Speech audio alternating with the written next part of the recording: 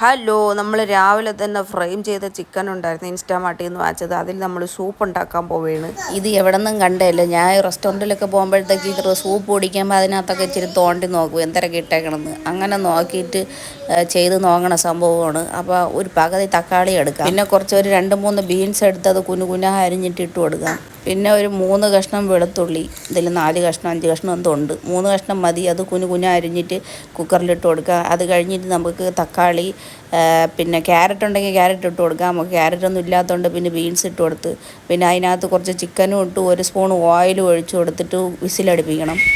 പിന്നെ ഒത്തുപോലെ ഉപ്പും കൂടെ ഇട്ട് കൊടുക്കണം. അത് കഴിഞ്ഞിട്ട് താണ്ട വിസിലടുപ്പിച്ച് കഴിയുമ്പോൾ ചിക്കൻ വെന്ത് വരും.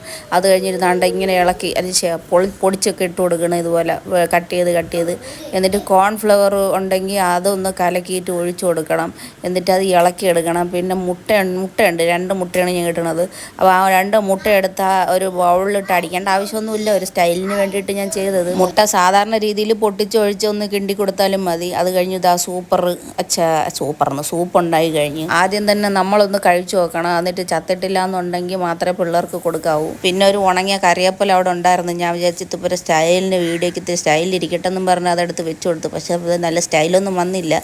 ഞാൻ കുടിച്ച് കഴിഞ്ഞിട്ട് ആദൂനൊന്ന് കൊടുത്തു നോക്കി. അവന് ഇഷ്ടപ്പെട്ട് കുഴപ്പമൊന്നുമില്ല, ഞാനും ചത്തിട്ടില്ല. Okay, by.